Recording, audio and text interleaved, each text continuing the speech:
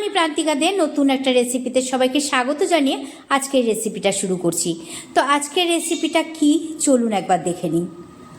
এভাবে বড় বড় করে আলু কেটে নিয়েছি আর এভাবে ভেজে নিচ্ছি আর কি। তো আলুগুলো দেখে কি মনে হচ্ছে কি বানাবো? একদমই কিন্তু চিকেন বা মাটন না, আজকে বানাবো শোল মাছ। এখানে রয়েছে আদা, রসুন, পেঁয়াজ আর টমেটো, এগুলো সব কিছু পেস্ট করে নেব। আলু কিন্তু ভাজা হয়ে গেছে, এবার আলুগুলো তুলে নেব। এখানে নিয়েছি শোল মাছ, আর শোল মাছের পিসগুলো কিন্তু এভাবে ছাল ছাড়িয়ে নিয়েছি। ছাল ছাড়িয়ে এভাবে পিস পিস করে কেটে নিয়েছি শোল মাছগুলো। এভাবে ছালটা ছাড়িয়ে নিলে ভালো লাগে খেতে, পুরো মাংসের মতোই হয়, ভালো লাগে খেতে। এবার নুন হলুদ দিয়ে একটু মাখিয়ে নিলাম। আলু ভাজার তেলের মধ্যেই মাছগুলো দিয়ে দিলাম।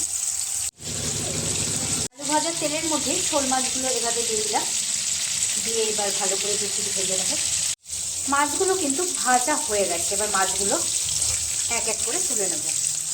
এভাবে মাছগুলো ভেজে নিয়েছি, এক এক করে সব মাছগুলো তুলে নেব। আদা, পেঁয়াজ, রসুন, অল্প টমেটো দিয়েছি, আর তার মধ্যে দিয়ে দিলাম লঙ্কার গুঁড়ো, জিরের গুঁড়ো। এবার সবটা একটা পেস্ট বানিয়ে নেব। মাছ ভাজার তেলের মধ্যে দিয়ে দিলাম কুচনো পেঁয়াজ। পেঁয়াজগুলো হালকা ভেজে নেওয়ার পরে এখানে দিয়ে দিলাম টমেটো কুচনো টমেটো। এবার একটু ভালো করে নাড়াচাড়া করে দেব। টমেটো আর পেঁয়াজটা ভালো করে একটু ভেজে নেওয়ার পর, ভেজে নেওয়া হয়ে গেছে, আর টমেটোটাও নরম হয়ে গেছে।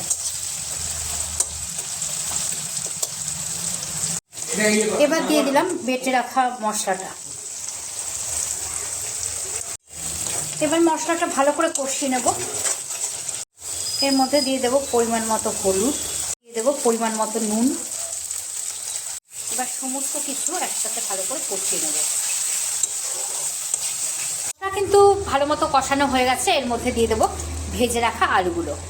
ভেজে রাখা আলুগুলো দিয়ে মশলার সাথে ভালো করে আবার একবার কষিয়ে নেব। মশলার সাথে কিন্তু আলুগুলো ভালো করে কষিয়ে নেওয়া হয়েছে। এবার এর মধ্যে দিয়ে দেবো পরিমাণ মতো গরম জল।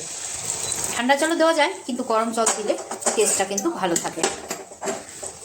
আর যে যেমন গ্রেভি রাখবেন সেভাবে গরম জলটা দিয়ে দেবেন। আমাদের একটু গ্রেভিটা বেশি রাখবো, তার জন্য গরম জলটা এখানে বেশি দেওয়া হয়েছে। তবে জলের পরিমাণটা যত কম দেওয়া যায় টেস্ট কিন্তু তত বেশি হয়। এবার ভালো করে ফুটিয়ে নেব।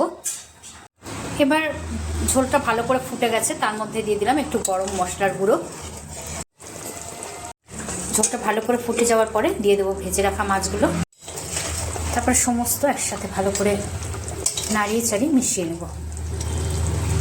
রেডি হয়ে গেছে শোল মাছের ঝোল। আমি এখানে মাংসের মতো আলু দিয়ে করেছি, অনেকে কিন্তু আলু ছাড়াও করে, তবে এটা খেতে কিন্তু আলু দিয়েই বেশি টেস্ট লাগে আমার কাছে অন্তত পক্ষে। তার জন্য আমি আলু দিয়েই করেছি, একদম পুরো মাংসের মতো, মাংসের মশলা একদম সেভাবেই হয়।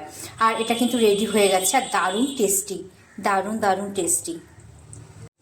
বাস এবার প্লেটিং করে নেওয়ার পালা।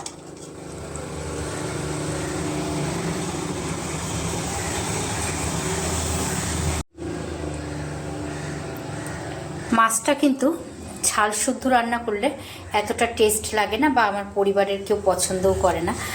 তাই যখনই রান্না করি তখন কিন্তু ছাল ছাড়িয়েই এভাবেই রান্না করি, তাতে টেস্টটা কিন্তু দারুণ হয়। বাস তৈরি হয়ে গেছে গরম গরম শোল কষা, মানে শোল মাছ কষা। আর এভাবে মাংসের মতো রান্না করলে শোল মাছের কিন্তু একদম আলাদাই টেস্ট হয়, আর এভাবে ছাল ছাড়িয়ে রান্না করলে দারুণ লাগে। ব্যাস তৈরি হয়ে গেছে গরম গরম শোল কষা। আর দেখুন তো দেখতে কেমন হয়েছে, একদম কিন্তু দারুণ হয়েছে। এভাবে ছাল ছাড়িয়ে শোল মাছ রান্না করলে টেস্ট কিন্তু একটা আলাদাই আসে। আমার অনুরোধে এভাবে একবার রান্না করে খেয়ে বলবেন যে কেমন হয়েছে। দেখুন তো দেখতে কেমন হয়েছে। আমার বাড়ির সবাই কিন্তু খেয়ে বলেছে একেবারে ঝাক্কাস হয়েছে।